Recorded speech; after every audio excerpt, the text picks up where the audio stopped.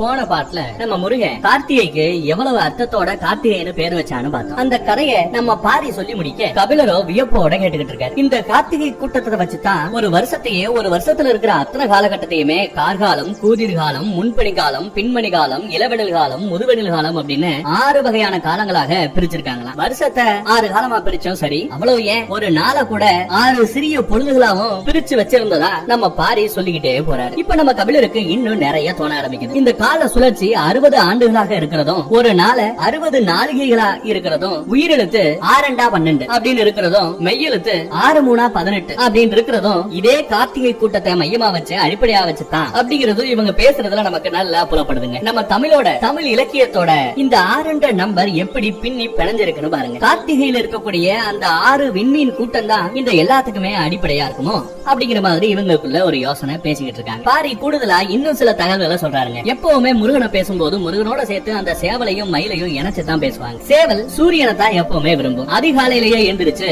கொக்கரக்கோ அப்படின்னு கொக்கரிக்கும். மயிலோ மழைய விரும்பும். அப்போ இந்த சேவலோ இந்த மயிலோ கூட காலத்தை குறிக்கிற குறியீடுகளா தான் இருக்கணும் அப்படின்னு பாரி சொல்றாரு. உடனே அவரு டவுட் கேக்குறாப்லையா, புலவர் கபிலர் டவுட் கேக்குறாரு. அப்போ இந்த 60ஆம் கோலிங்கிறீங்களே அது என்ன கதை அப்படின்னு அந்த 60ஆம் கோலிக்கு விளக்கம் கேட்க, அது காதலோட குறியீடு அப்படின்னு நம்ம பாரி சொல்றாரு. கபிலர் வேலூர் குலத்தை சேர்ந்தவர் இல்லைனாலும் அவருக்கு எப்படியோ பாலி நகரை பத்தி நிறைய தெரிஞ்சிருக்கு. பாலி நகர் தான் செல்வத்தை சேமிச்சு வைக்கிற இடம். நம்ம பசங்க மொத்தம் 14 குலமா இருக்காங்கன்னு நம்ம சொன்னோம் பாத்தீங்களா, அந்த மொத்த கூட்டத்தோட செல்வமும் செழிப்பும் எல்லாத்தையுமே முன்னோர்கள் பாலி நகர்ல இருந்துதான் சேமிச்சு வைப்பாங்களாம். பாலி நகர்ல தான் சேமிப்பா வைப்பாங்களாம். முன்னோர்கள் காலகட்டத்தில இருந்தே அந்த பழக்கம் வாழையடி வாழையா இன்னும் ஃபாலோ பண்ணப்படுது. அந்த பாலி நகரத்தையே உருவாக்குறது நம்ம முருகன் தானே. பரம்பு நாட்டு மக்கள் இருக்காங்க இல்லையா, அவங்களோட கையில தான் நம்ம குலத்தலைமை எவ்வின்னு ஒருத்தவன பார்த்தோம் பாத்தீங்களா, அவரோட காலத்துல இருந்து பாலி நகரோட காவல் இருக்கு. யாருகிட்ட இருக்கு? பரம்பு நாட்டோட மக்கள் கிட்ட இருக்கு. இந்த பாலி நகரம்னு ஒண்ணு சொல்றோம் பாத்தீங்களா, இது ஆக்சுவலா தரைக்கு மேலேயே இல்லையாங்க.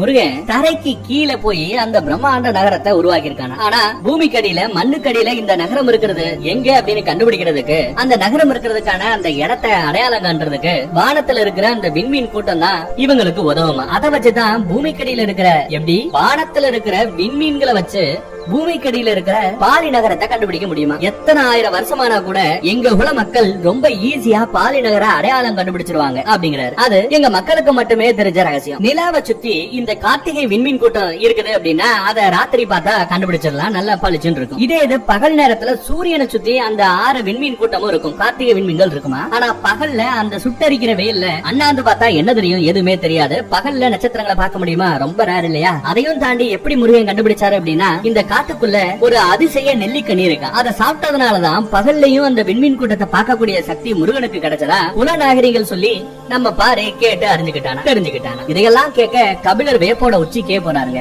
அடுத்த ஆச்சரியத்தை கொடுக்க நினைக்கிற பாரி ஒரு பாறையோட திருப்பத்துல திரும்பி மறைய கபிலரும் பின்னாடியே போறாரு. இங்கதான் முருகனும் வள்ளியும் கார்காலத்துல தங்கினதா நம்ம பாரி அந்த இடத்தை காமிக்கிறார். அந்த பக்கம் நம்ம புலவர் கபிலருக்காக எலியோட முடிய வச்சு அருமையா ஒரு போர்வைய செஞ்சு கொடுக்கறாங்க. எல்லாம் பார்த்து முடிச்சிட்டு கபிலரும் இந்த பக்கம் ஊருக்கு வந்துறாரு. பிள்ளைகளுக்கு பாடம் சொல்லி கொடுக்கிறார். மயிலாவும் நம்ம புலவர்கிட்ட தன்னோட பேரையும் நீலனோட பேரையும் எப்படி எழுதுறது அப்படிங்கறத எழுத கத்துக்கிட்டு நீலனை பார்க்க கிளம்புற. 5 வருஷத்துக்கு ஒரு முறை பூக்கக்கூடிய சாமப்பூ பூக்க ஆரம்பிச்சிருச்சு. வழக்கப்படி தேக்கணும் மாணவர்களை கூட்டிக்கிட்டு காடறிய புறப்பட வேண்டிய நேரம். சொல்லுவோம் பாத்தீங்களா, காட்டுக்குள்ள போய் எல்லாத்தையும் கத்துக்கணும் அப்படின்னு. அதற்கான நேரம். இந்த மலை தொடர்களோட அடுத்த குன்றுல இருக்கிற சேரர்குடி எப்ப வேணாலும் போர் தடுக்கக்கூடிய ஒரு ஆபத்து இருக்கிறதுக்கான நேரம். இந்த நேரத்துல தேக்கை இப்ப கிளம்புறது சரியானு தெரியல. அது மட்டும் இல்லாம எலி வேட்டைக்காக நம்ம பாரி போனா பாத்தீங்களா, அப்படி போகும்போது சேரர்கள் எந்த குன்றுகள் வழியா பரம்பு நாட்டுக்குள்ள பாதை அமைக்க முயற்சி பண்றாங்க, பரம்பு நாட்டுக்குள்ள வரதுக்கு இந்த குன்றுகள் வழியா தான் அவங்க ட்ரை பண்ணுவாங்கன்னு சொல்லிட்டு தெரிஞ்சுக்கிட்டு அதை நம்ம தேக்கன் கிட்ட ஏற்கனவே சொல்லி வைக்கிறோம். அதை இப்பயும் அவரு ஞாபகப்படுத்துறாரு. அதே சமயம் தென் திசை தளபதி கூலையனும் சேரர்களோட நடமாட்டம் இருக்கிறதா தேக்கனை எச்சரிக்கை செய்யறார். ஆனா தேக்கனும் இல்ல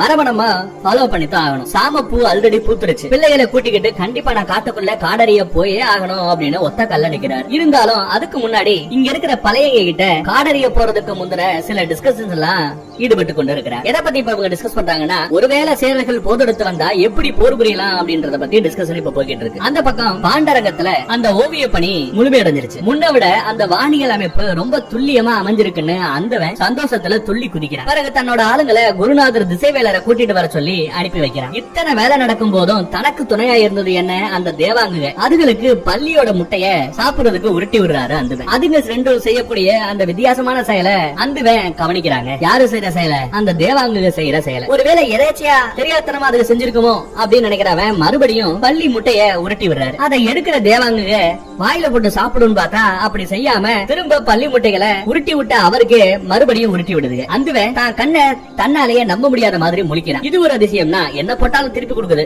அது ஒரு அதிசயம்னா குச்சி எடுத்து கூண்டுக்குள்ள இருக்கிற அந்த ரெண்டு விலங்கையும் தேவாங்குகளையும் எப்படி எப்படி விரட்டி அடிச்சாலும் சரி, எந்த பக்கம் உள்ளேயே கூண்டுக்குள்ளேயே எந்த பக்கத்துல வேணாலும் அதுல உட்கார வைக்கலாம். உட்கார வச்சுட்டு கொஞ்ச நேரம் திரும்பி பார்த்தா அந்த ரெண்டு தேவாங்குகளும் வடக்கு திசையை பார்த்த மாதிரியே ஃபைனலா வந்து உட்காந்துக்குதுங்க. எங்கயாவது நீங்க போறீங்க வடக்கு திசையிலேயே ஃபாலோ பண்ணி போகணும்னு நினைச்சீங்கன்னா இந்த தேவாங்குகளை கூட்டிட்டு போனா போதுங்க. வடக்கு திசையை நோக்கினாப்லயே அது உட்காந்துக்கிட்டு இருக்குங்க. அதை வச்சு வடக்கு திசை இந்த பக்கத்துல தான் இருக்குன்றதை ஈஸியா கண்டுபிடிச்சலாம். உடனே இவனே ஓடி போய் யாரு நம்ம அந்துவனே ஓடி போய் தன்னோட குருநாதரை பாண்டரங்கத்துக்கு கூட்டிட்டு வரான். இங்க நடந்த இந்த விஷயத்தெல்லாம் சொல்ல அவரும் செக் பண்ணி பாக்குறாரு. இந்த தெய்வவாக்கு விலங்குகள் ரெண்டுமே வடக்கு நோக்கியே உட்கார்ந்து இருக்கிறத பார்த்து அவரே வியந்து போறாரு. முதன்முறையா தன்னோட சிஷ்ய அந்துவனை பாராட்டி தள்ளுறாரியா மனுஷன். ஆலோசனை அரங்குல நம்ம கல்யாணத்துக்கு வந்தால இளமரதன் அவனை கூப்பிட்டு வச்சு அந்த தேவாங்குகளை பத்தி விசாரிக்கிறாரு.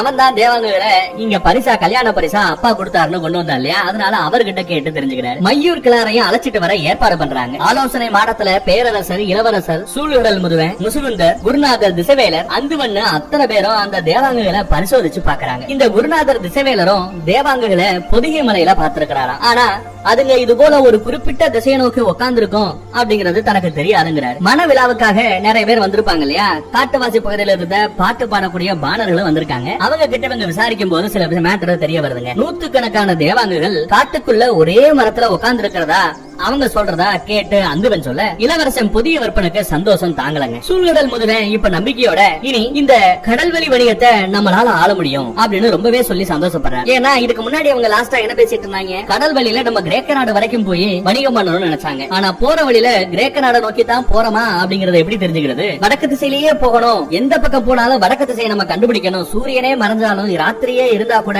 வடக்கு திசையை கண்டுபிடிக்கணும் அப்படின்னு அவங்க யோசிச்சுட்டு இருந்தாங்கல்ல. அதுக்கு ரொம்ப சரியான ஒரு கருவி இந்த தேவாங்குதான் அப்படிங்கறத அவர் புரிஞ்சுக்கிட்டு இப்படி சொல்றாரு. பேரரசரோ மகிழ்ச்சியோட உச்சத்துக்கே போய் சூழ்நிழல் முதுவனை கட்டி அணைச்சுக்கிறார். எல்லாரும் சேர்ந்து இந்த தேவாங்கு விலங்குகளை கொண்டாடுறாங்க. திசை அறிஞ்சு கடல் பயணம் செய்ய இயற்கையாவே அமைஞ்ச ஒரு வரமா அந்த விலங்குகள் அமைஞ்சு போச்சு. இப்போ சக்கரவாக பறவைக்காக செய்யப்பட்ட அந்த பொற்பல்லக்குல இந்த தேவாங்குகளை ஏத்துறாங்க. அதை கவனிக்கிற செவியனும் இளமருதனும் அரசவையில என்ன நடக்குதுன்னு புரியாம குழம்பி போறாங்க. ஏன் திடீர்னு விலங்குகளுக்கு இவ்வளவு பெரிய மரியாதைன்னு குழம்புறாங்க. அரசவையில இருக்கிறவங்க இப்போ இந்த தேவாங்கு குரங்குகளை பரம்பு நாட்டுல இருந்து எப்படியாவது 100 கணக்குல இங்க கொண்டு வரணும், நிறைய குரங்குகளை புடிச்சிட்டு வரணும், அதுக்கு என்ன வழின்னு யோசிக்கிறாங்க. சூழ்நிழல் முதுவன் நம்ம வேல்பாரி கிட்ட ஒரு தூது குழுவை அனுப்பி பேசி பார்க்கலாம் அப்படின்னு சொல்ல இளவரசர் புதிய விற்பனும் அட போய கொஞ்ச நாளைக்கு முன்னாடிதான் வியாபாரம் பேசணும்னு சொல்லிட்டு நம்ம அமைச்சர் ஒருத்தவர் போனாரு, குடநாட்டு அமைச்சர், ஞாபகம் இருக்கா?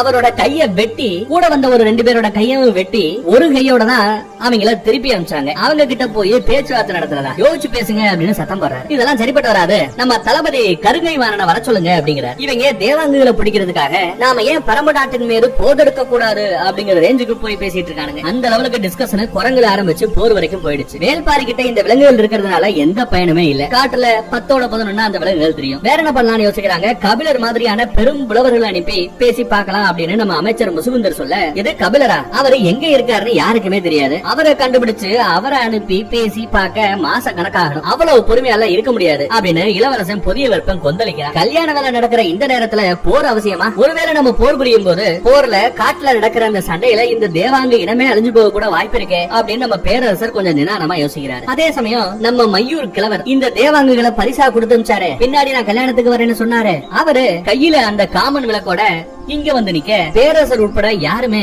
அந்த பரிசு பொருள் மேல கவனம் செலுத்தல. அங்க இருந்து நம்ம தளபதி கருங்கை வாணனும் நேரடியா பரம்பு நாட்டின் மீது நாம் ஏன் போதெடுக்க கூடாது அப்படின்னு மையூர் கிழவன் கிட்ட பேச ஆரம்பிக்கிறார். கல்யாணத்துல பங்கெடுக்க வந்த மேரேஜா அட்டன் பண்ண வந்த மையூர் கிழவருக்கு எது பரம்பு மேல போதெடுக்கிறதா அப்படின்னு கேட்டு அதை கேட்டதும் கலங்கி போயிடுறார். தளபதியோ பரம்புல மொத்தம் எத்தனை ஊர் இருக்கு, எவ்வளவு மக்கள் வாழ்றாங்க அப்படின்னு விசாரிக்க மையூர் கிளாரோ 400க்கும் மேற்பட்ட ஊர்கள் இருக்கின்றன, ஆனா அந்த ஊர்களை எதையுமே நான் கண்ணால கூட பார்த்ததில்லை, அங்க எத்தனை பேர் வாழ்றாங்க இருக்காங்கன்னு கூட எனக்கு தெரியாதுங்கிறாரு. இந்த தளபதியும் இளவரசனும் போர் இருக்கிறதுல ரொம்ப முடிவா குறிப்பா இருக்காங்க. இப்போ பாண்டிய நாட்டுக்கும் பச்சைமலை தொடருக்கும் இடைப்பட்ட எல்லையில இருக்கிற ஒரு சின்ன நாடு வெங்கல் நாடு. அந்த வெங்கல் நாட்டு தலைவர் மையூர் கிழவங்கிட்ட கொஞ்சம் மனசை திறந்து பேச ஆரம்பிக்கிறார். அவர்கிட்ட போருக்கான அவசியம் என்ன, அந்த தேவாங்கு குரங்கு கிட்ட இருக்கிற அந்த அறிவை பத்தி, திசையறியும் அறிவை பத்தியோ நம்ம கிழவங்கிட்ட அவங்க இன்னும் விளக்கவே ஆரம்பிக்கல. அதுக்கு முன்னாடியே முந்திக்கிட்டு நம்ம மையூர் கிழவ ஒரு கதை சொல்றாங்க. இந்த மையூர் கிழவனோட அப்பா ஆட்சி அதிகாரத்துல இருந்த போது பச்சைமலை தொடர்ல இருந்த ஒரு மதையான அவங்க ஊர் எல்லைக்குள்ள புகுந்துருச்சு. ஊர்ல இருந்த கட்டடங்கள் எல்லாத்தையும் முட்டி இடிச்சு தள்ளி மரத்தை வேரோட பிடுங்கி எடுத்து அட்டூழியம் பண்ண ஊர் மக்கள் அரண்டு போனாங்க. விஷயத்தை கேள்விப்பட்டுட்டு நம்ம மையூர் கிழவ கொஞ்சம் யூத்தா இருந்தாப்ல அவரோட அப்பா சில வீரர்கள் எல்லா பேரும் புறப்பட்டு போறாங்க. எவ்வளவோ வீரர்கள் ஒண்ணு கூடியும் அந்த யானை கொஞ்சம் கூட பயப்படல. யானைய பார்த்து ஒரு கட்டத்துல வீரர்களே பயந்து பின்வாங்கி ஓட ஆரம்பிச்சிட்டாங்களா. ஊர்ல நிறைய ஏரியாவை டேமேஜ் பண்ணிட்டு கடைசியா அந்த யானை அரண்மனையை நோக்கி நகர ஆரம்பிக்க எல்லாருக்கும் பீதி கூடிக்கிட்டே போகுது. அந்த யானை பண்ணற அட்டூழியத்தை கவனிக்கிற அங்க வியாபாரம் வந்த ஒரு பரம்பு நாட்டை சேர்ந்த ஒருத்தி அப்பதான் காட்டுக்குள்ள இருந்து வெளியில வர அவரோட குழந்தைய முதுகுல சேர்த்து அந்த சேலையோட நல்லா இறுக்கி கட்டி வச்சிருக்கா. அவ விறுவிறுன்னு வந்துட்டு எந்த பயமும் இல்லாம அந்த மதையான கிட்ட நெருங்கி போன அந்த பொண்ணு அது முன்னாடி ஒரு செடியை நீட்டுறா. அந்த செடியை மோந்து பார்த்த மதம் பிடிச்ச அந்த யானை ஆட்டுக்குட்டி மாதிரி அடங்கி போகுது. அப்புறம் அந்த யானையை வரட்டி மறுபடியும் மலை மேலேயே ஏறி போயிட்டாலாம். அந்த யானையையும் மலை மேல ஏத்திடுறா. இவங்க யோசிக்கிறாங்க நமக்கு ஹெல்ப் பண்ணா அவளுக்கு ஏதாவது செய்யணுமே அப்படின்னு யோசிக்கிறாங்க. அந்த பொண்ணை கூப்பிட்டு இருமா என்னமா நீ வாட்டுக்கு மேல ஏற, உனக்கு ஏதாவது செய்யணுமே அப்படின்னு சொல்ல அந்த பொண்ணு எதுவும் வேண்டான்னு மறுத்துறா. அன்னைக்கு நம்ம மையூர் கிழாரோட அப்பா ஒரு வாக்கு கொடுத்தாரா, நீ ஒரு பெரிய உதவி பண்ணிட்டமா, ஆனா எந்த பிரதிபலனும் கேட்காம இருக்க, அதுக்காகவே பரம்புக்கும் சரி பரம்புல இருக்கிற மக்களுக்கும் சரி எங்களால எந்த தீங்கும் வராது, அந்த தீங்க செய்ய நாங்க துணிய கூட மாட்டோம் அப்படின்னு வாக்கு கொடுத்தாரா. மையூர் கிழவர் இந்த கதையை சொல்லிட்டு இது மூலமா போர்ல கலந்துக்க எங்களுக்கு விருப்பம் இல்ல அப்படிங்கறத கொஞ்சம் சுத்தி வளைச்சு சொல்றாப்ல. அது போலவே இவரோட புள்ள இளமருதன் இருக்கான்ல, அவனும் மதுரை வந்த நாள்ல ஒரு யானைய பல வீரர்கள் சேர்த்து மதம் பிடிச்சிருச்சுன்னு தப்பா நினைச்சு தூங்கி எழுந்த அந்த யானைய கொண்டு இருப்பாங்க இல்லையா, அதையும் இந்த கதையையும் ஒப்பிட்டு பார்த்து பரம்பு நாட்டுல இருக்கிற மக்களை வெறும் மக்களோட எண்ணிக்கையை வச்சு கணக்கு பண்ண முடியாது, அதை பேஸ் பண்ணி போட்டெடுக்க முடியாது பேரரசே. ஒரு நாடுன்னு எடுத்துக்கிட்டா அந்த நாட்டுல மதம் கொண்ட யானையை அடக்க 100 வீரர்கள் தேவைப்படுவாங்க. ஆனா பரம்பு நாட்டுக்காரி சாதாரண ஒருத்தி அசால்ட்டா அந்த மதம் கொண்ட யானையவே அடக்கினா. அப்ப என்ன அர்த்தம், 100 வீரர்கள் நம்ம நாட்டு வீரர்கள் பரம்பு நாட்டோட ஒரு சாதாரண ஒருத்திக்கு சமம் அப்படிங்கிற மாதிரி கொஞ்சம் பாராட்டி பேசுறாப்ல. கல்யாண விழா அடுத்து நடக்க போற சடங்கு மாலைய மாத்திக்க போற சடங்கு. இந்நேரத்துல எதுக்கு படைய திரட்டி போதெடுக்க போறது, அதெல்லாம் வேண்டாங்கிற ஒரு மைண்ட் செட்டுக்கு மன்னர் வந்துட்டாரு, பேரரசர் வந்துட்டாரு. இளவரசர் அரமனசு கல்யாணத்துல இருக்கு, அரமனசு போதெடுக்கிறதுல இருக்கு. அந்த அரமனசுடைய கிளம்பி போக மாலை மாத்திக்கிற அந்த சடங்கு கிட்டத்தட்ட நைட் ஆயிடுதுங்க. நைட்டுக்கு அப்புறம் தான் இந்த சடங்கு எல்லாம் முடியுது. சடங்கு முடிஞ்சதுக்கு அப்புறம் பேரரசரை சந்திக்கிற தளபதி கருங்கைவான அந்த தேவாங்கு குரங்குகளை கொண்டு வரதுக்கு டோட்டலா வித்தியாசமான ஒரு புது பிளான சொல்ல பாண்டிய மன்னரும் உடனே சம்மதிக்கிறாருங்க. என்ன பிளான் சொன்னாப்ல, எதுக்கு பேரரசர் உடனே சம்மதிச்சாரு அப்படிங்கறத நம்ம அடுத்தடுத்து பார்க்க போறோம். தென் திசையில இருந்து ஒரு குதிரை பாதை வழி கீழே இருக்கிற மலையில குட்டநாட்டு அமைச்சரோட கைய வெட்டி அமைச்சாங்க இல்லையா, அந்த அவரு பரம்பு நாட்டை வந்து சேர்றதுக்காக அங்க அங்க பாதை அமைக்கிறதா மூங்கில் நார் கொடிகளை வச்சு வண்டிகள் மலை மேல ஏறதுக்கு வசதியா பாதைகளை உருவாக்கிட்டு இருக்கிறதாவும் சொல்றாரு. யாரு கூட என்ன ஒருத்தன் அவையில வந்து சொல்ல, அவையில இருக்கிற வேல்பாரி, தேக்கன், வேட்டூர் பழையன், தளபதி முடி என்ன 4 பேருமே அந்த மேட்டரை கேக்குறாங்க. இந்த இக்கட்டான சூழ்நிலையில தேக்கன் காடறைய புறப்பட்டு போவேன்னு இருக்கிறது மித்த யாருக்குமே பிடிக்கல. தேக்கனும் அவனோட அந்த பிடிமானத்துல இருந்து போயே தீர்வேன் அடம்பிடிச்சுக்கிட்டு இருந்தாருல, அந்த இடத்துல இருந்து கொஞ்சம் இறங்கி வராருங்க. அடுத்து பௌர்ணமி வரதுக்கு முழு நிலா வரதுக்கு ஒரு 3 வாரம் பாக்கி இருக்கு. அதுக்குள்ள இந்த பரம்பு நாட்டோட மக்கள் அதுல யாராவது ஒருத்தர் பகரியோட ஈரலை கொண்டு வந்து கொடுத்துட்டாங்கன்னா நான் பசங்களை அழைச்சிட்டு போற இந்த பொறுப்புல இருந்து விலகிக்கிறேன், எனக்கு பதிலா ஒரு புது ஆசான் கிட்ட அந்த பொறுப்பை நான் ஒப்படைக்கிறேன், அவரு பசங்களை காடறையே கூட்டிட்டு போகட்டும்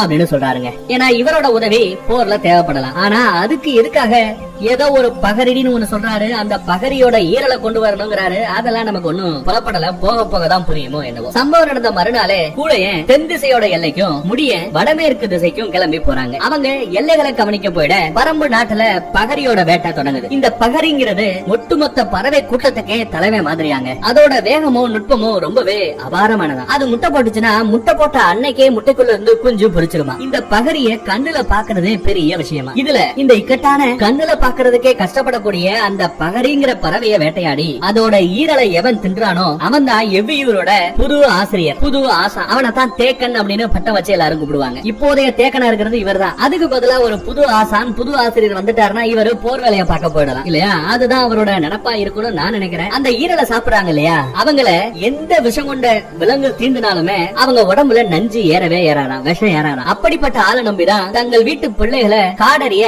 அனுப்பி வைப்பாங்களாம். யாரு? நம்ம பரம நாட்டு மக்கள். அப்படி ஒரு ஆசான் கிடைச்சாதான் நம்ம தேக்கன் இந்த எவ்வியூர்லயே இருந்து சேரர்களால வரப்போற அந்த ஆபத்துக்களை போற முறியடிக்க பாப்பாரு. ஆனா துரதிருஷ்டவசமா எந்த பகரியும் கிடைக்காததால அந்த முழு நிலவு நாளும் பௌர்ணமியும் வர தேக்கன் பயணத்துக்கு தயாராகிறான். அவரை தடுக்க முடியாத வேட்டூர் பழையனும் வேட்டுவன் பாறைக்கு கிளம்பி போயிடுறாரு. மதுரையில இன்னைக்கு தான் கல்யாண விழாவோட கடைசி நாளா, பாண்டிய பேரரசோட திருநாள். அன்னைக்கு காலையிலேயே தளபதி கருங்கைவாணன் பேரரசு கிட்ட போய் நாம அனுப்பிச்ச நம்மளோட ஆட்கள் ரொம்ப வெற்றிகரமா பச்சை மலைக்குள்ள நுழைஞ்சிட்டாங்க அப்படின்னு அப்டேட் கொடுக்க பேரரசருக்கு அம்புட்டு சந்தோஷம். அரண்மனையோட அந்த பக்கத்துல கல்யாண பொண்ணு பொறிச்சுவ குளிக்க போறா. இந்த கல்யாண பொண்ணு குளிக்கிறதுக்காக 42 நறுமண பொருட்கள் கலந்த அந்த தண்ணியில தான் அங்க வேலை பார்க்கக்கூடிய வேலைக்கார பெண்கள், சேடி பெண்கள் கல்யாண பொண்ணு குளிக்க வைக்க காத்துக்கிட்டு இருக்காங்க. அந்த வெதுவெதுப்பான 42 நறுமண பொருட்கள் கலந்த அந்த தண்ணியில இறங்கும் போது கூட கல்யாண பொண்ணு பொறிச்சுவைக்கு தன்னோட பழைய காதலோட ஞாபகமா இருக்குங்க. ஃபுல்லி திங்கிங் அபவுட் தட் காதலன். அவனோட நினைவு வந்த அந்த கணமே அந்த நறுமணங்கள் கலந்த தண்ணியில இருந்து எந்திரிச்சு வெளியில வந்துடுறான். தோழிகளோ இன்னும் கொஞ்ச நேரம் இந்த நீருக்குள்ள இருக்க வேணும் அப்படிங்கிற மாதிரி எல்லாம் சொல்லி பாக்குறாங்க. தண்ணிக்குள்ள கொஞ்ச நேரமாவது இருங்கிறாங்க. பொறிச்சுவையோ அதை கேட்கிற நிலைமையிலேயே இல்ல. அந்த பஞ்சாயத்து முடிஞ்சதும் சுத்தி நிக்கிற பெண்கள் கல்யாண பொண்ணுக்கு அவரோட குலம் வணிகர்கள் குலம், வணிகர்களோட குல அலங்காரத்துக்கு பதிலா பாண்டியர்கள் குல வழக்கப்படி அலங்காரம் பண்றாங்க. எல்லா வகையான அணிகளையும் நகைகளையும் போட்டுக்கிட்டு கல்யாண பொண்ணு பொறிச்சுவ தோழி சுகமதிய கண்ணாலேயே தேடுறான். தோழி சுகமதியும் பக்கத்துல வர பொறிச்சுவை அவ காதல ரகசியமா எனது உடல் திருமணத்துக்கு தயாராகி விட்டது அப்படிங்கிற. அந்த பக்கம் பரம்பு நாட்டுல எவ்வியூர்ல நம்ம தேக்க ஒரு 11 சின்ன பசங்களை அந்த காடறிய கூட்டு போக ரெடி ஆகிட்டு இருக்காரு. பிள்ளைய பெத்த பரம்பு நாட்டு மக்களோ பெத்த பிள்ளைகளை அனுப்பி வைக்கிற, அதுவும் உணர்ச்சி பெருக்கோட அனுப்பி வைக்கிற நாள். வேல்பாரி சின்னதா ரத்த பலி கொடுத்துட்டு சிறுவர்களை காடறிய அனுப்பி வைக்கிறாரு. அந்த 11 சிறுவர்களுமே பாரிக்கிட்ட விடைபெற்று குலநாகரிகள் கிட்ட வந்து சேர்றாங்க. அந்த 11 பேர்ல ரொம்பவே வலுவானவன் மூத்தவனா இருக்கிற கீதானி. அவன் முதல் ஆளா போக அவனுக்கு பச்சில சாறு கொடுக்கறாங்க. பிறகு தனியா அழைச்சிட்டு போய் கீதானிய வாய நல்லா அகலமா துறன்னு வற்புறுத்துறாங்க. அவனும் வாய துறக்க டக்குன்னு மலை வேம்போட சேர்த்து ஒரு வகையான சாரையும் வாயில ஊத்தி அவனோட வாய அழுத்தி மூடிடுறாங்க. யாரு? குலநாகரிகள். அவங்க வச்ச சாறு கசப்புனா கசப்பு, அப்படி ஒரு கசப்பு. இவங்க கொடுத்த அந்த எக்ஸ்ட்ரா சாறு என்னங்கிறது குலநாகரிகளுக்கு மட்டுமே தெரிஞ்ச ரகசியம். அதோட கசப்பு தாங்காம கீதானி பயங்கரமா துள்றான். அதனால எல்லாரும் சேர்ந்து கீதானிய அழுத்தி பிடிச்சுக்கிறாங்க. அப்படியே அவன் குடிலுக்குள்ள கதறது வெளியில இருக்கிற பசங்களுக்கு கூட கேக்குதுங்க. அந்த லெவலுக்கு கசப்பான். இந்த கசப்பு இப்ப இல்லைங்க, இந்த காடறியோட பயணம் முடிஞ்சு 3-4 வருஷம் கூட ஆகும் இந்த பயணம் முடிஞ்சு வர்றதுக்கு. அப்படி வந்தா கூட அடுத்த ஒரு 10 நாளைக்கு அந்த நாக்குல இந்த கசப்பு இருந்துகிட்டே இருக்குமா. அவ்வளவு சீக்கிரமா விட்டு போகாதா, கொஞ்சம் கொஞ்சமா தான் குறையுமா. இந்த சார கீதானிக்கு அடுத்து பின்னாடி வந்த அந்த 10 சின்ன பசங்களுக்கும் தராங்க. இந்த கசப்போட வாடை அவங்க உடம்புல இருந்தாதான் காட்டு விலங்குக இவங்களை அட்டாக் பண்ணாம விலகி போயிடுமா. சூப்பர் ஐடியா இல்ல? இந்த கசப்பான சாரங்க முழுங்கினதுல இருந்து பசங்க சார சாப்பிட்டாங்க இல்லையா, அதுக்கப்புறம் வாய திறக்கவே இல்ல. கையில இருக்கிற ஆயுதங்களோட எவ்வியூரை விட்டு கிளம்புறாங்க. தேக்கன் கையில ஒரு ஆயுதம் வச்சிருக்காங்க. அது என்னன்னா பன்னியோட கூர்மையான வலிமையான கடவாய் கொம்பு. அதுதான் தேக்கனோட ஆயுதமா. அதை எடுத்துக்கிட்டு அந்த மாணவர்களை வழிநடத்தி கூட்டிட்டு போறாரு. வாயை திறந்தாலே கசப்பு உள்ள போய் வயிற்ற பரட்ட ஆரம்பிக்க பசங்க எல்லாம் ரொம்ப அமைதியாவே போறாங்க. ஆனா இந்த கூட்டத்திலேயே ரொம்ப சின்ன பையனா அளவன்னு ஒரு பையன் இருக்கான். அவன் மட்டும் ஆசானே நாம எங்க போறோம் அப்படின்னு வாய் விட்டு கேட்க, நாம இப்போ நம்ம குலதெய்வம் கொற்றவைய வழிபட போறோம் அப்படின்னு அவரும் பதில் சொல்றாரு. இந்த கசப்பை தாங்கிக்கிட்டு பொறுத்துக்கிட்டு யாரா இருந்தாலுமே பேசுறதுக்கு ஒரு 2 வாரமாக ஆகுமா. இந்த மாதிரி ஒரு கசப்பான சார குலநாக நீங்க கொடுப்பாங்க அப்படின்னு இதுக்கு முன்னாடி காடறிய போயிருப்பாங்க பாத்தீங்களா பழைய ஸ்டூடெண்ட்ஸ், அவங்க யாருமே வெளியில சொல்ல மாட்டாங்களா. சொன்னா அடுத்து அந்த பசங்க காடறிய வரமாட்டாங்க அப்படின்னு உங்களுக்கு பயம். அதனால இந்த விஷயத்த ரொம்ப ரகசியமா அவங்களே வச்சுப்பாங்க. ஆனா இந்த சின்ன பையன் அளவனால மட்டும் எப்படி உடனே பேச முடியுதுன்னு தேக்கனுக்கே ரொம்ப ஆச்சரியமா போகுது. தேக்க அந்த சின்ன பையன் அளவனை பார்த்து, என் தம்பி அந்த கசப்பு எவ்வளவு காட்டமா இருக்கும், அதையும் தாண்டி எப்படி உன்னால பேச முடியுது, கசப்பு பத்தலையா அப்படின்னு கேட்க பதிலுக்கு அவன் கசப்பா தான் இருந்துச்சு, அம்மாடியோ எவ்வளவு கசப்பு தெரியுமா அப்படின்னு பேசிக்கிட்டே தாங்க வரான். தேக்க சந்தேகப்பட்டு அளவனோட வாயை திறக்க சொல்லி பாக்குறாரு. அவனோட தொண்டையிலேயே கொஞ்சம் சிக்கிக்கிட்டு இருக்கிற மலை வேம்பு கொஞ்சம் நீல நிறம ஏறி போய் கொஞ்சம் வித்தியாசமா கிடக்க தேக்க அவனோட கண்ணையே உத்து பாக்குறாரு. அளவனோட கண்ணுல நீல கலர் வளையம் வந்து போக அவன் நாககுடியை சேர்ந்தவன் அப்படிங்கறது நம்ம தேக்கனுக்கு இப்ப புரிஞ்சு போகுது. மேபி அதனால கூட இவனுக்கு அந்த கசப்பு பெருசா தெரியாம இருந்திருக்கலாம். அதனாலதான் அளவனால ரொம்ப சகஜமா பேச முடியுது போல. எதுக்காக அந்த கொற்றவைய வணங்கணும் அப்படின்னு அளவன் கேட்க, தம்பிகளா நீங்க குடிச்சீங்களே ஒரு கசப்பான சாறு, அதை நீங்க குடிச்சனாலே காட்டுக்குள்ள இருக்கிற 190 விலங்குகள் உங்களை எதுவும் செய்யாது. அந்த சாரோட வாசனைய பார்த்தாலே அதுக விலகி ஓடிடும். ஆனா புதுசா குட்டி போட்ட விலங்குகள் இருக்கும் பாத்தீங்களா, அதுக்கு ரொம்பவே முறுக்கத்தனமா இருக்குமா. புதுசா முட்டையோ குட்டியோ போடக்கூடிய பறவைகளோ விலங்குகளோ மட்டும் இவங்களோட அந்த கசப்பு நாத்தம், அந்த கசப்பு வாசத்தையும் மீறி தன்னோட குழந்தைகளுக்கு ஏதாவது ஆபத்தாயிடுமோ நினைச்சுக்கிட்டு கொஞ்சம் முருகத்தோட தாக்க வருமா. அதுக்கு தான் நம்மளோட குலதெய்வமான கொற்றவையை நம்ம வணங்குறோம் அப்படிங்கிறாரு தேக்க. சாறு 190 விலங்குல இருந்து காப்பாத்திடும். இந்த தெய்வம் மீதி அந்த 10 விலங்கு கிட்ட இருந்து நம்மளை காப்பாத்தாதா அப்படிங்கிற ஒரு நம்பிக்கை தானே. அவங்க எபியூரை விட்டு தொலைவுல இருக்கிற கொற்றவையோட கூத்து களத்தை நோக்கி போறாங்க. அங்க இருக்கிற மர அடிவாரத்துல நான்வெஜ் படையில போட்டு கண்ணை மூடி வழிபடுறாரு நம்ம தேக்க. மற்ற மாணவர்களும் கண்ணை மூடி கைய கூப்பி வழிபட, அளவை மட்டும் கண்ணை திறந்தே வழிபடுறான். பிறகு படையல்ல வச்ச சில பழங்களை ஆளுக்கு ஒன்னா நம்ம தேக்கம் கொடுக்க, ஏற்கனவே வாயில ஃபுல்லா கசப்பு தங்கி இருந்தது இல்லையா, அதையும் தாண்டி இந்த பழத்தை கடிக்கும் போது பழம் கசக்குது. இருந்தாலும் கஷ்டப்பட்டு அதை முழுங்குறாங்க. அளவன் கிட்ட போகும்போது பழத்தை கொடுக்கல, அதுக்கு பதிலா இறைச்சியை தராரு. ஏன் அப்படின்னு கேட்டா, கண்ணை திறந்து சாமி கும்பிட்டேல அதுக்காகங்கிறாரு. நமக்கு ஒன்னும் பிடிபடலங்க. அந்த இடத்தை விட்டு நகர்ந்தபடியே தேக்க மித்த பசங்களை பார்த்து, ஏன் தம்பிகளா நீங்க எல்லாம் கண்ணை மூடி கும்பிட்டீங்களே, உங்களுக்கு என்ன தெரிஞ்சது அப்படின்னு கேட்க, எல்லாரும் வாயில கசப்பை ஊத்தி விட்டு அந்த குலநாகினிகளோட முகம்தான் எங்களுக்கு ஞாபகம் வந்துச்சு அப்படிங்கிறாங்க. அத கூட சொல்ல முடியாம சைகளை செய்யறாங்க. ஏன்னா வாயை திறந்து பேச முடியாத அவ்வளவு கசப்பு. அப்போ இந்த கூட்டத்துல மூத்தவனான அந்த பையன் கூட அமைதியா தாங்க இருக்கான். சின்ன பையன் அளவன் மட்டும் எனக்கு 2 கண்கள் தெரிஞ்சது அப்படின்னு சொல்ல, தேக்கன் கேக்குறாரு, என்ன கண்கள் அது, பறவைகளோட கண்களா அப்படின்னு கேட்க, இல்ல அப்படிங்கிறான். தேவாங்கு விலங்குகளோட கண்களா அப்படின்னு கேட்டா அதுக்கும் அளவன் இல்லங்கிறான். பிறகு அப்படின்னு கேட்டா 2 மனுஷ கண்களை பார்த்ததா சொல்ல, தேக்கன் என்ன பார்த்து அப்படி சொல்ற, இந்த இடத்துல நம்மள தவிர வேற யாரு இருக்க முடியும், பத்தாததுக்கு பரம்போட உச்சியிலே பிடம் இருக்கும், இங்க மித்த மனுஷங்களால வர வாய்ப்பே இல்ல அப்படின்னு ரொம்ப இயல்பா பேசிக்கிட்டே அந்த காட்டோட தென் திசையை நோக்கி போறாரு. எப்போதுமே காட்டுக்குள்ள நம்ம போகும்போது காட்டோட தெற்குல இருந்துதான் திசை அறிய நம்ம புறப்படணும் அப்படின்னு நம்ம தேக்கம் பேசிக்கிட்டே போக, அளவனும் எதுவும் பேசாம அமைதியாவே வரான். ஏன்டா பேசாம வர அப்படின்னு நம்ம தேக்கம் கேட்க, நான் என் கண்ணால பார்த்ததை சொன்னா நீங்க நம்ப மாட்டீங்க, அந்த புதருக்குள்ள நான் மனுஷ கண்கள் 2 நான் பார்த்தேன் அப்படின்னு நம்ம அளவை ரொம்ப உறுதியா சொல்றாங்க. இந்த புதருக்குள்ள மனுஷன் இருக்க வாய்ப்பே இல்ல அப்படின்னு நினைக்கிற நம்ம தேக்க அதை நிரூபிக்க நினைக்கிறாரு. தேக்க மறுபடியும் குலதெய்வம் கொற்றவையோட அந்த கூத்து களத்துக்கு திரும்பி போக, இவரு படையல் போட்டு போன அத்தனை பழமும் அப்படியே அங்க இருக்கு. அப்பதாங்க அவருக்கு சந்தேகமே வருது. ஏன்னா படையல் அப்படியே விட்டுட்டு தான் கொஞ்சம் தூரம் நடந்து போனாங்க. அப்போ சுத்தி இருக்கிற அந்த தேவபாக்கு விலங்குகள், தேவாங்கு விலங்குகள் கீழே இறங்கி வந்து அந்த பழத்தை எடுத்து சாப்பிட்டு, ஆனா அதுக குதிரை விட்டு வெளியில வந்து இந்த பழத்தை எடுத்து சாப்பிடல.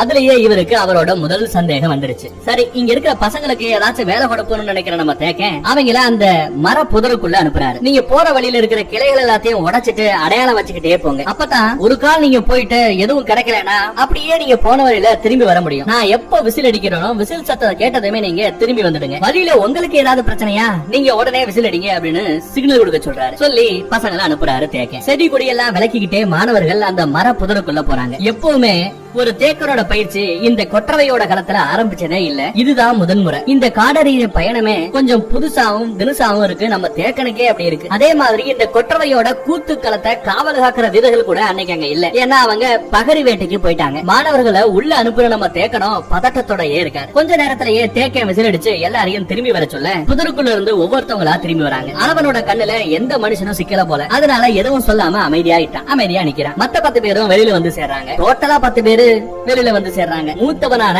அந்த கீதானிய மட்டும் இன்னும் ஆளை காணல. என்னாச்சோ ஏதாச்சோன்னு எல்லாரும் பாத்துக்கிட்டு இருக்க, யாரோ ஓடி வர சத்தம் கேக்குதுங்க. அடுத்த சில நொடிகள்ல கீதானி செடி கொடி எல்லாம் விலக்கிட்டு வெளியில வந்து தொப்புன்னு விழுறாங்க. ஏதோ காட்டு விலங்குதா இவனை துரத்துதுன்னு போல அப்படின்னு நினைக்கிற நம்ம தேக்கம் கூட புதருக்குள்ள இருந்து அது எப்ப வரும் வெளியில வரும் வேட்டையாடலாம் அப்படின்னு காத்துக்கிட்டு இருக்காரு. கீதானியும் எதையும் முழுசா சொல்ல முடியாம அவர்கள் வெளியேறுகிறார்கள் அப்படின்னு கத்த தேக்கம் ஒண்ணும் புரியாம நிக்கிறாருங்க. அந்த கொடுமையான கசப்பு உள்ள போனதுனாலும் எப்படி ஆல்ரெடி கொடுமையான கசப்பு வாயிலையும் தொண்டையிலையும் அப்படியே தொக்கிக்கிட்டு இருக்கும் பாத்தீங்களா, அது உள்ள போனா கூட பரவாயில்லைன்னு முடிவெடுக்கிற நம்ம கீதானி, யோ கிழவா அவங்க காட்டுக்கு எதிர் திசையில வெளியேறாங்கயா அப்படின்னு மறுபடியும் சொல்ல, தேக்கனால இதை நம்பவும் முடியல, நம்பாம இருக்கவும் முடியல. புதருக்குள்ள புகுந்து ஓட ஆரம்பிக்கிறாரு. அதி வேகமா அந்த மர புதருக்குள்ள இவர் ஓடுறாரு. யார் அவங்க, எத்தனை பேரு, இவ்வளவு தூரம் எப்படி வந்தாங்க, எதுக்காக வந்தாங்க அப்படின்னு அவர் மண்டைக்குள்ள ஏகப்பட்ட கேள்விகள் ஓடுது. தேக்கனோட கண்ணுல பட்ட ஒரு மரத்தோட உச்சிக்கு உடனே அவர் ஏறாரு. அதுல அவரோட கண்கள் மேல ஏறி 4 பக்கமும் சொல்லட்ட ஒரு 5 பேரு முதுகுல நரம்பு கூடையோட ஆத்த கடந்து ஓடிக்கிட்டு இருக்கிறது இவங்களுக்கு தெரிய வருது.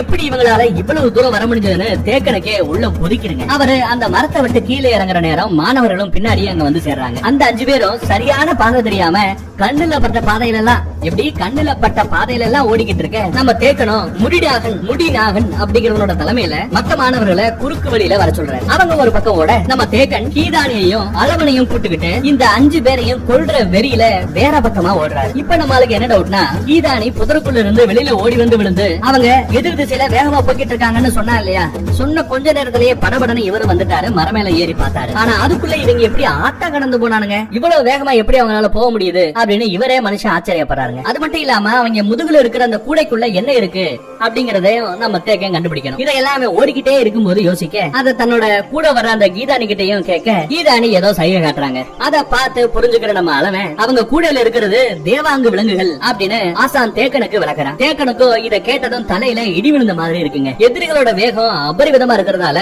தேக்கனும் குறுக்கு வழியில புகுந்து வேகம் கொண்டு ஓடுறாரு. அவர் ஒரு இடத்துல போய் நிக்க, குறுக்கு வழியில வந்ததுனால கொஞ்சம் சீக்கிரம் வந்துடுறாருன்னு நினைக்கிறேன். அவர் ஒரு இடத்துல போய் நிக்க கொஞ்ச தூரத்திலேயே அந்த எதிரிகள் ஓடி வரத அவரால் உணர முடியாது. ஏன்னா அவங்க ஓடி வர பக்கத்துல பறவைங்க அங்கேயும் இங்கேயும் பறந்துகிட்டு தத்தளிக்கிறத கவனிக்கிறாரு. குருநாதர் முன்னாடியே வந்துட்டாரு. யாரு? நம்ம தேக்கன் முன்னாடியே வந்துட்டான். பின்னாடியே அளவனும் கீதானியும் வந்து சேர அவங்கள ஆளுக்கு ஒரு பக்கம் ஈட்டிய பிடிச்சபடி நிக்க வைக்கிறாரு தேக்கன். ஈட்டி மட்டும் அங்கே அங்கேயும் நீட்டிக்கிட்டு இருக்கும். ஆளுங்க அதிகமா இருக்கிற மாதிரி காட்டி எதிரிகளை பயமுறுத்தத்தான் இந்த ஒரு திட்டம். ஓடி வந்துகிட்டு இருக்கிற அந்த 5 பேரும் தடுமாறி நிப்பாங்க பாத்தீங்களா, அந்த சமயமா பார்த்து அவங்கள அடிச்சு வீழ்த்தணும்னு நம்ம தேக்கன் கணக்கு போடுறாரு. ராத்திரி நேரம் எதிரிகளோட காலடி சத்தம் கொஞ்சம் பக்கமா கேட்க தேக்கன் கையில பன்னி கொம்போட ரெடியா நிக்கிறாரு. ஆனா நம்ம ஆட்களுக்கு முன்னாடியே எதிரி வீரர்கள்ல ஒருத்தன் சுதாரிக்க தாக்க வந்தா நம்ம தேக்கனையே அடிச்சு தூக்கி சுழட்டி போட்டுவிட்டு அந்த 5 பேருமே மின்னல் வேகத்துல அந்த இடத்தை தாண்டி ஓடிடுறாங்க. ஆசானையே தூக்கி வீசிட்டாங்களே அப்படின்னு அந்த சின்ன பையன் அளவன் பதறிக்கிட்டு ஓட, சம்பவம் நடந்த அந்த வேகத்துல என்ன நடந்ததுன்னே கணிக்க முடியாம நம்ம கீதானி நின்னுகிட்டு இருக்கான். தேக்கனும் ஒரு யானையே தன்னை அடிச்சு தூக்கி போட்ட மாதிரி ஃபீல் பண்றாரு. அவர் எந்திரிச்சு உட்கார்ந்து கஷ்டப்பட்டு தண்ணி வேணும்னு சொல்ல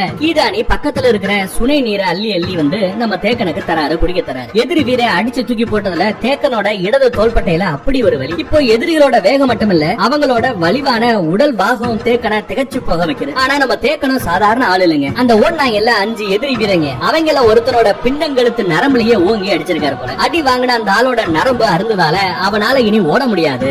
சோ ஒருத்தங்காலி மீதி 4 பேரையும் எப்படியாச்சும் தீர்த்து கட்டணும், போட்டு தள்ளணும் அப்படின்னு நம்ம தேக்கன் சொல்றாப்ல. கீதானியையும் அளவனையும் அனுப்பி மத்த மாணவர்களையும் இங்க கூட்டிட்டு வர சொல்றாரு தேக்கன். அவங்க 2 பேரும் அங்க இருந்து கிளம்பின பிறகு இறங்கி இருக்கிற அவரோட ஷோல்டரை அவரே வலிக்க டக்குன்னு மேல தூக்கி சரி செய்யறாரு. பிறகு ஒரு கொடியை போட்டு அந்த தோள்பட்டையில நல்லா கட்டி வைக்கிறாரு. கீதானியும் அளவனும் குறுக்கு வழியில திரும்பி போய் மத்த மாணவர்களையும் கூட்டிக்கிட்டு தேக்கன் இருக்கிற அந்த இடத்துக்கு வந்து சேர்றாங்க. எதிரி வீரர்கள் யாரும் அகப்படல. தேக்கனுக்கு தான் கையில கட்டு போட்டிருக்கு அப்படிங்கறத பாக்குற முடிநாகனும் மத்த மாணவர்களும் ஷாக் ஆகி நிக்கிறாங்க. தேக்கே இப்போ இந்த மொத்த கூட்டத்தையும் 2 டீமா பிரிக்கிறார். தேக்கே, கீதானி, அளவன், பசங்கள்ல இன்னும் ஒரு 4 பேர், இவங்க எல்லாம் ஒரு டீம், மீதி ஒரு 5 பேர் இருப்பாங்கல்ல அவங்க இன்னொரு டீம் அப்படின்னு பிரிச்சு அந்த 5 பேர் கொண்ட டீமை எவ்வியூருக்கு திரும்ப அனுப்புறாரு. போய் நம்ம வேல்பாரிக்கு இங்க நடந்த விஷயத்த சொல்லி தகவல் அனுப்பணும் சொல்லி முடிவெடுக்கிறார். முடிநாகனோட சேர்த்து அந்த 5 பேருமே ஆசான் சொன்ன அந்த குறுக்கு வழியில புகுந்து ஓடுறாங்க. வேல்பாரி கிட்ட தகவல் சொல்ல ஓடுறாங்க. அடுத்து என்ன ஆகுறத நாளைக்கு பார்ப்போம். தேங்க்யூ.